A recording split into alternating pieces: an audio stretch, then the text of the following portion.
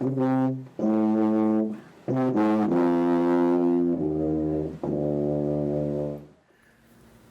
is my wife of many years. It'll soon be 56.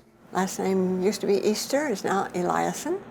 It was many years before we finally decided to marry, so we had plenty of time to think it over and decide if we were really right for each other. It was some 5 years before we got married. The fact that she likes me, that seemed amazing to me in the beginning. We went for a walk with some of our friends and played baseball in a schoolyard, and he tore his pants. And I knew he was the kind that I liked. I ripped my pants to shreds on climbing a fence, all was exposed. I loved flying and had my pilot's license. I invited her to go flying on a beautiful autumn day. Said, Ellen, would you just hang on to the wheel for a minute while I take a picture of the beautiful leaves in the river? And every time I did that, the airplane would gradually start banking one way and I'd have to recover.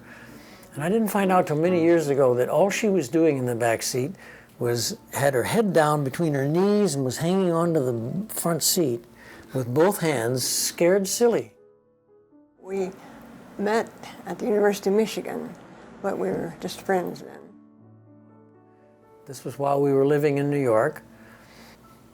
Ellen was my good friend, and I had a date with another girl, and I needed a car, so I asked Ellen if I could borrow her car.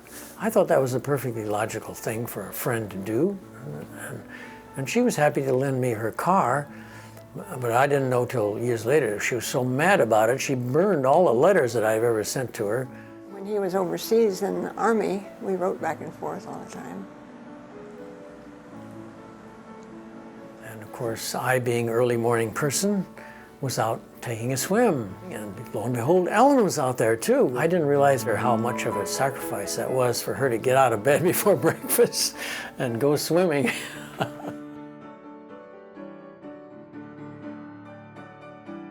I was very happy growing up.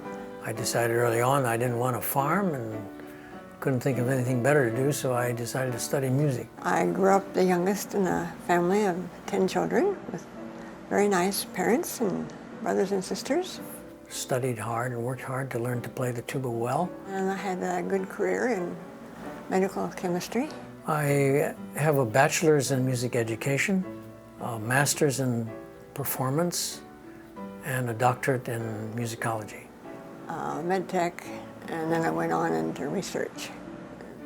Music history study. Adopting 3 children. Developed a music gallery and a music concert series, and the publications that came out of that. And I decided that it was more important that he stay with his career because I like to stay home. Careers went in absolutely separate directions, but it didn't cause any conflicts. Vivid memory, of course, is deciding that we were going to retire to New Hampshire after the last kid got out of college and actually doing it. I'm a doer. I like to do things. I like to start a project and finish it. And Ellen was a person who was doing things in her profession, and I admired that in her. We like each other's family.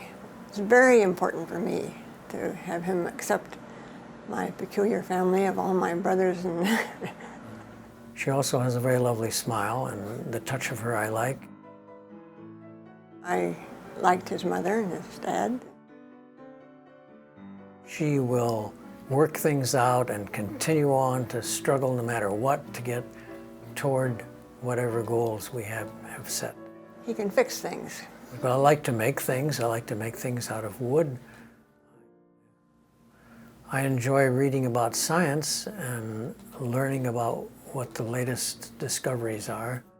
We like to travel together. We've traveled all over the world. So we just like to do things together. Yeah, we're both quiet. Yeah. Our long-term relationship is probably enhanced by the fact that neither one of us is a very domineering person. We share intimate thoughts, but we don't really talk a lot about things like that. It's more about things in the world and so on. He's not really good at sharing intimate things. She's a rational person. She will make her decisions based on the best knowledge that's available. I'm the one who gets more emotional, and he helps me get over whatever is bothering me. I'm not a very empathetic person. I have trouble sensing Ellen's emotions, and so I get into trouble about that.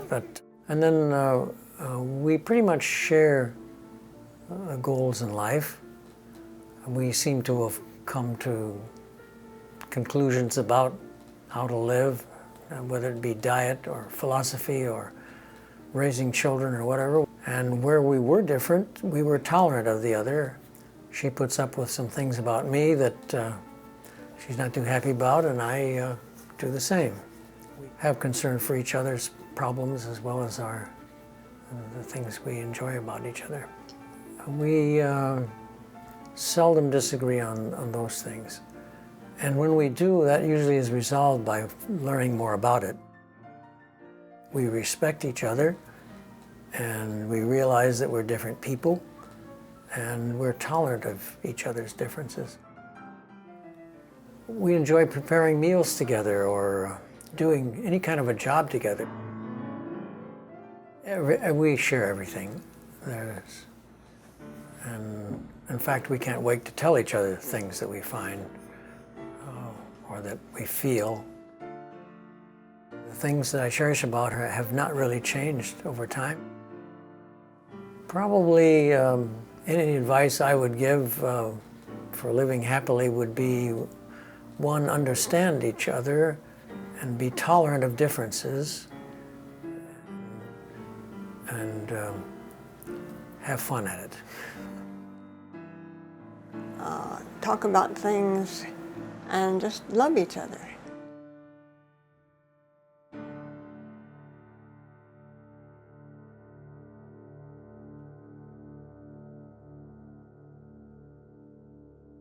Well, see, that's the day I proposed to you, getting up to go swimming with me.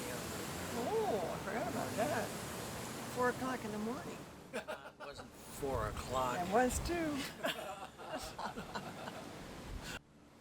But if you were really empathetic, you would have felt my need for an automobile.